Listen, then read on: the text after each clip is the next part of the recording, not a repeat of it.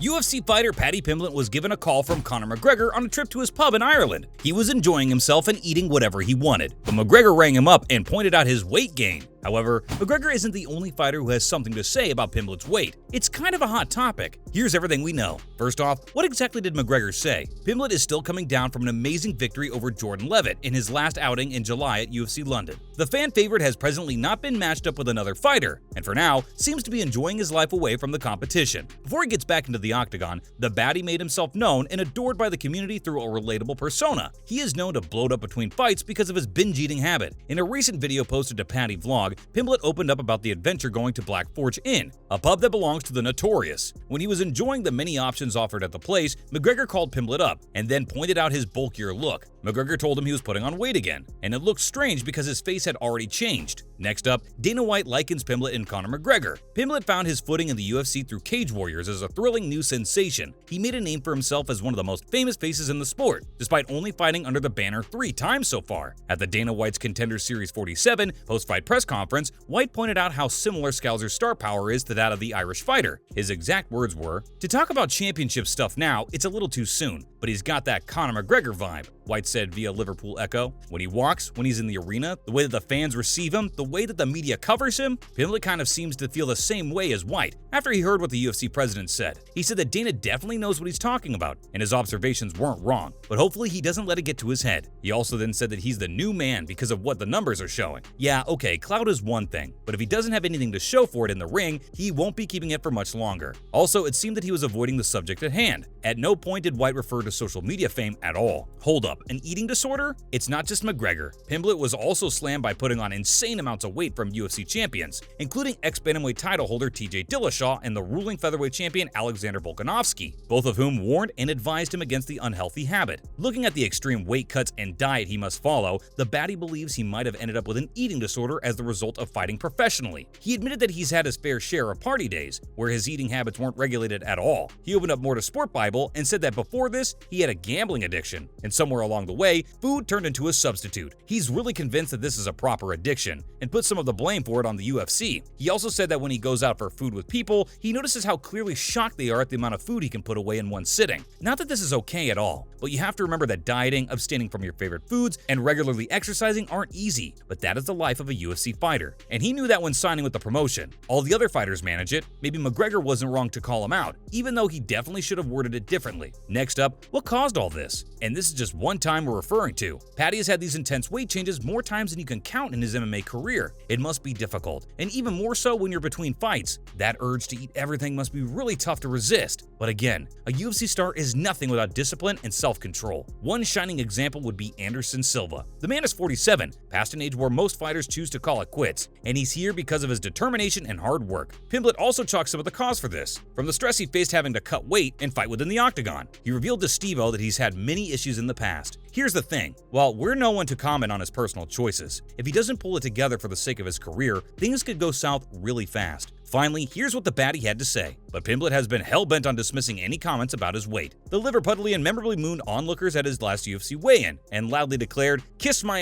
to any naysayers who tried to fat-shame him before his fight." With a 3-0 score in the UFC, Pimblett is already one of the most liked fighters out there, and he's certain he has his relationship with the scale handled, but it really doesn't look like that's the case. If these strange eating patterns are really a disorder, he can't do anything except to get help and try to fix things so it doesn't get in the way of his fighting abilities and longevity. If he doesn't begin reining it in soon, it's definitely going to be negatively affecting his reputation, and we really don't want that for him. You definitely remember the way Steve-O made him step on a scale, and he weighed in at 206 pounds. He had his fight against Jordan Levitt 5 weeks before this, and during the fight, his weight was 155 pounds, meaning that he put on 50 pounds within 5 weeks. And in case you didn't know, 206 pounds is a whole 50 over the lightweight limit. What makes the whole thing even weirder is how this guy has never missed weight. Now, in other related news, let's talk about who Conor's next opponent could be. Notorious hasn't stepped into the octagon for 14 months now, and we have no definite schedule for his comeback either. We're probably not going to get to see him fight Diaz again, but recently, Mayweather said that he was setting up a rematch match with McGregor for 2023. That's exciting, but we don't know who he's negotiating the deal with. The Irish fighter also uploaded a snap of himself punching Floyd on his Instagram, and under it, we saw the hashtag not interested. Okay, so it's not Mayweather either. Who could it be now? Will UFC matchmakers try to schedule the most profitable fight they can, or do they want to get Notorious a win? Everything is kind of up in the air for now. It could be Charles Oliveira or Jorge Masvidal. Masvidal would be the perfect opponent for McGregor to fight. He loves event promotion and enjoys stand-up conversations. Oliveira would have to fight Conor as soon as possible if he defeats Makhachev. That is one fight we wouldn't want to miss. Next up, the McGregor-Mayweather beef continues. Floyd Mayweather has no plans of retiring from exhibition boxing matches, as he keeps on making big bucks, while not having the same risk of getting hurt like he did in his professional career. But McGregor thinks that the American is lying, and he actually isn't bringing in as much money as he makes it seem. The American is next set to battle Mikiro Asakura in Japan, with the betting for the fight set to be seriously favoring Mayweather. Ex-YouTube star Logan Paul and Mayweather formerly battled in an exhibition bout, and the ex-professional boxer claimed he earned $100 million